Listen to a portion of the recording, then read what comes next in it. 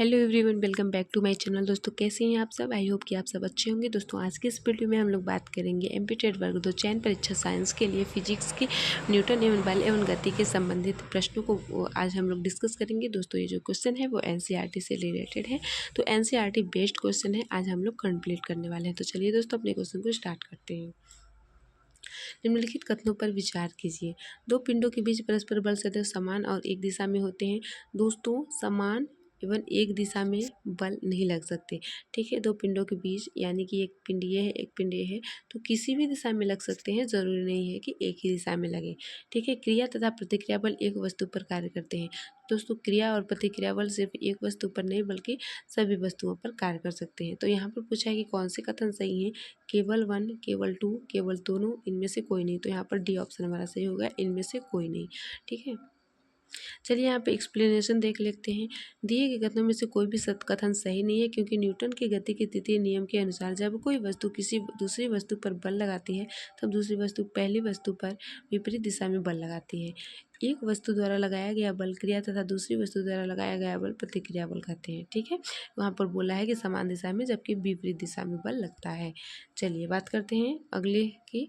तो अतः प्रत्येक क्रिया की बराबर और विपरीत दिशा की में प्रतिक्रिया प्राप्त होती है तथा यह क्रिया प्रतिक्रिया बल अलग अलग वस्तुओं पर कार्य करते हैं। ठीक है, इसका एक्सप्लेनेशन हो गया। आवेग के संदर्भ में नेक्स्ट क्वेश्चन है, आवेग के संदर्भ में निम्नलिखित कथनों पर विचार कीजिए। बल तथा समय का गुणनफल होता है। दोस्तों यहाँ पर आवेग इम्पल्स की जो सूत्र होती है वो हमारा होता है बल गुणते समय। ठीक है, आवेग होता है ना, बल गुणते समय होता है। तो ये तो हमारा सही है, बल तथा समय का गुणनफल आवेग होता है। संवेग परिवर्तन की दर आवेग को निरूपित करता है। संवेग में परिवर्तन को आवेग कहते हैं। दोस्तों बल तथा गुणनफल संवेग के आवेग होता है, ये सही है। संवेग परिवर्तन की दर आवेग को निरूपित करता है। दोस्तों ये आवेग को निरूपित नहीं करता है। संवेग में परिवर्तन आवेग कहते हैं। संवेग में जो परिवर्तन होता है उसे आवेग कहा जाता है। ठीक है, तो वहाँ पर हमारा फर्स्ट और थर्ड हमारा सही हो जाएगा। फर्स्ट आंसर बी ऑप्शन हमारा करेक्ट हो जाएगा। देख लेते हैं एक्सप्लेनेशन यहाँ पर। तो हमने क्या देखा कि जो हमारा आवेग होता है वो बल इंटू टाइम होता है ना, टाइम फोर्स इंटू टाइम होता है, टाइम ना। आवेग संवेग प्रमेय के अनुसार किसी बल का आवेग उस बल द्वारा उत्पन्न संवेग में परिवर्तन के बराबर होता है, जबकि कथन दो असत्य है, क्योंकि संवेग परिवर्तन की दर आरोपित बल को निरूपित करती है। ये हमारा गलत हो जाएगा। चलिए बात कर लेते हैं अगले क्वेश्चन की। निम्न में से किसका संबंध न्यूटन के तृतीय नियम से है? न्यूटन का तृतीय नियम क्या है? क्रिया प्रतिक्रिया का नियम। ठीक है, बंदूक से गोली छूटने पर बंदूक का पीछे की ओर गति करना, ये तो है, क्योंकि हम लोग गोली कहाँ दागते हैं? आगे की तरफ, तो बंदूक कहाँ जाती है? पीछे की तरफ। ठीक है, नाविक का नाव से किनारे पर कूदना, ये भी हमारा क्रिया प्रतिक्रिया का नियम है, यानी कि न्यूटन के तीसरे नियम का है। ठीक है, सड़क पर चलना। दोस्तों जब हम सड़क पर चलते हैं तो हमारा जो घर्षण, हम लोग तो आगे की ओर फोर्स लगाते हैं, लेकिन जो हमारे पैर की तरफ ज़मीन से नीचे की ओर जो पीछे की ओर घर्षण लगता है वो उल्टा लगता है फोर्स के। ठीक है, जिधर हम फोर्स लगा रहे हैं उसके विपरीत हमारा घर्षण बल लगता है। तो ये भी क्रिया प्रतिक्रिया का नियम है, न्यूटन का तृतीय नियम है। तो अर्थात हमारे तीनों ऑप्शन ही यहाँ पर करेक्ट हो जाएंगे।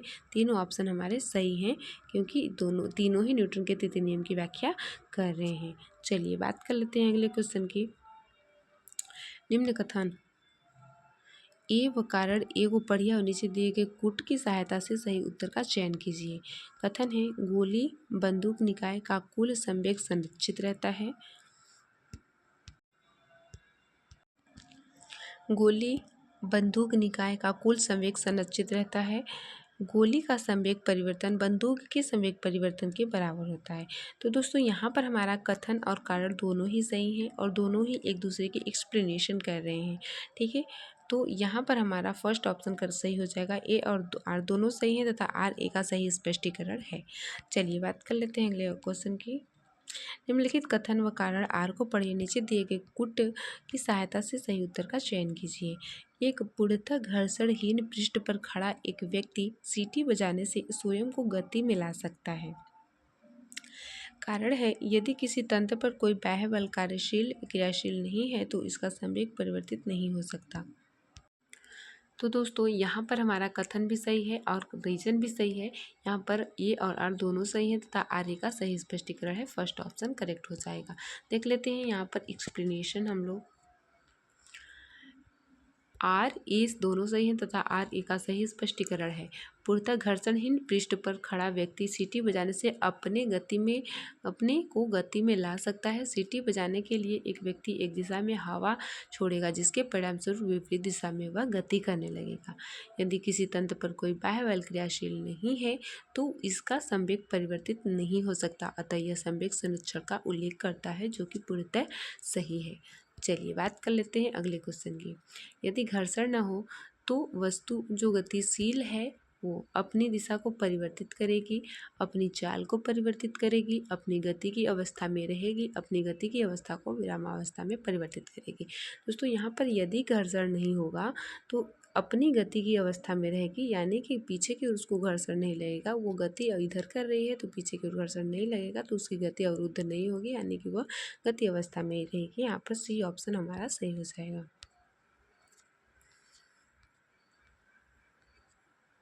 ठीक है। सड़क पर चलने की अपेक्षा बर्फ पर चलना कठिन है क्योंकि बर्फ सड़क से सख्त होती है। सड़क बर्फ से सख्त होती है। जब हम अपने पैर से धक्का देते हैं तो बर्फ कोई प्रतिक्रिया व्यक्त नहीं करती। बर्फ में सड़क की अपेक्षा घर्षण कम होता है। तो यहाँ पर हमारा डी ऑप्शन सही हो जाएगा क्योंकि बर्फ चिकना होता है, वहाँ पर घर्षण नहीं होता तो वहाँ पर चलना कठिन होता है। चलिए दोस्तों अगले क्वेश्चन की बात कर लेते हैं। घर्षण से संबंधित निम्नलिखित कथनों पर विचार कीजिए। स्वचालित वाहनों में ब्रेक प्रणालियों में ब्रेक पेड़ों का उपयोग करके घर्षण को घटाया जाता है। कबड्डी खिलाड़ी मिट्टी रगड़कर घर्षण को बढ़ाते हैं ताकि प्रतिद्वंदी को अच्छी तरह पकड़ सकें। द्रवों तथा गैसों द्वारा घर्षण उत्पन्न घर्षण को कर्षण कहते हैं। घर्षण से ऊष्मा उत्पन्न होती है।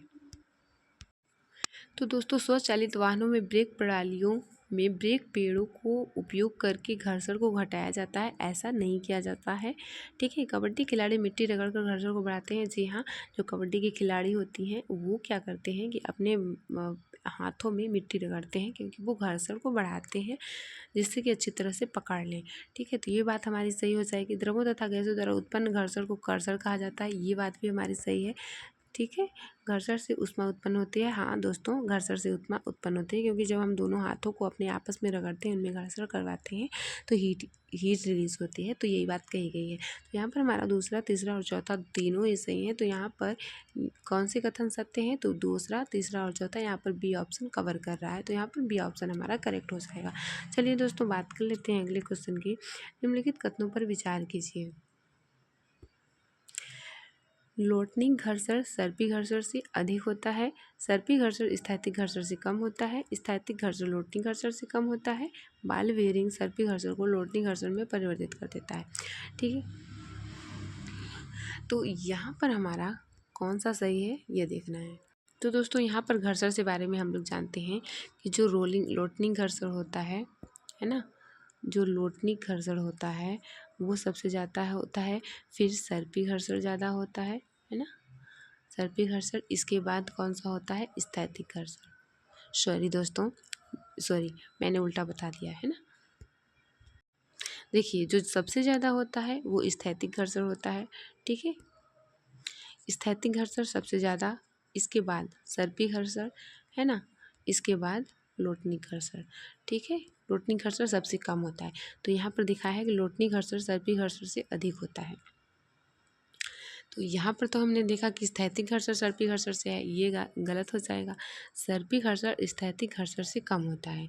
यहाँ पर जो सर्पी घर्षण है वो स्थैतिक घर्षण से कम है। तो यहाँ पर हमारा दूसरा ऑप्शन सही है। ठीक है। स्थैतिक घर्षण लोटनिक घर्षण से कम होता है। तो दोस्तों हमने देखा कि स्थैतिक घर्षण सबसे अधिक है, तो यहाँ पर तीसरा भी गलत हो जाएगा। बॉल बेयरिंग सर्पी घर्षण को लोटनिक घर्षण में परिवर्तित कर देते हैं। तो जो हमारी साइकिल्स में बॉल बेयरिंग होते हैं ना, वो सर्पी घर्षण को लोटनिक घर्षण में बदल देते हैं जिससे कि घर्षण को कम किया जा सकता है। तो ये बात भी हमारी सही है। तो दूसरा और चौथा हमारा सही है। यहाँ पर सी ऑप्शन करेक्ट हो जाएगा। दूसरा एंड चौथा हमारा यहाँ पर करेक्ट हो जाएगा। चलिए बात करते हैं अगले क्वेश्चन की।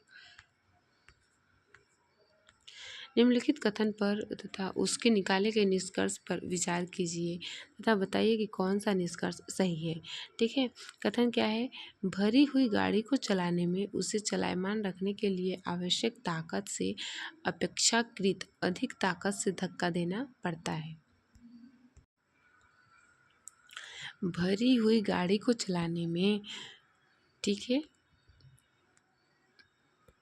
उसे चलायमान रखने के लिए आवश्यक ताकत से अपेक्षाकृत अधिक ताकत से धक्का देना पड़ता है। इसका निष्कर्ष क्या हो जाएगा? किसी चलायमान वस्तु का भार कम होता है, प्रारंभ में पहिए फिसलने लगते हैं, एक बार गाड़ी चल पड़ने के बाद घर्षण कम हो जाता है। तो यहाँ पर हमारा सी ऑप्शन उसका निष्कर्ष सही हो जाएगा। देख लीजिए यहाँ पर एक्सप्लेनेशन। भरी हुई गाड़ी को चलाने में उसे चलायमान रखने के लिए आवश्यक ताकत से अपेक्षाकृत अधिक ताकत से धक्का देना पड़ता है, क्योंकि एक बार गाड़ी चल देने के बाद घर्षण कम हो जाता है ना। चलिए बात कर लेते हैं अगले क्वेश्चन की ना। निम्नलिखित में से अभिकेंद्री बल से संबंधित कौन से कथन सही हैं? दोस्तों यहाँ पर अभिकेंद्री बल और अपकेंद्री बल जान लेते हैं। जो सेंटर की ओर बल लगता है उसे क्या करते हैं, मतलब परिधि से सेंटर की ओर, उसे कहेंगे अभिकेंद्रीय बल। जो बाहर की ओर लगता है उसे कहेंगे अपकेंद्रीय बल, है ना। ये अपकेंद्रीय बल हो जाएगा।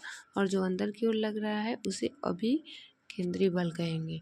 ठीक है, तो अभिकेंद्रीय बल से संबंधित कौन से कथन सही हैं? साइकिल सवार का वृत्तीय मोड़ पर मुड़ना, सूर्य के चारों ओर किसी ग्रह की गति करना, डोरी से बंधे कण की क्षैतिज वृत्त में गति।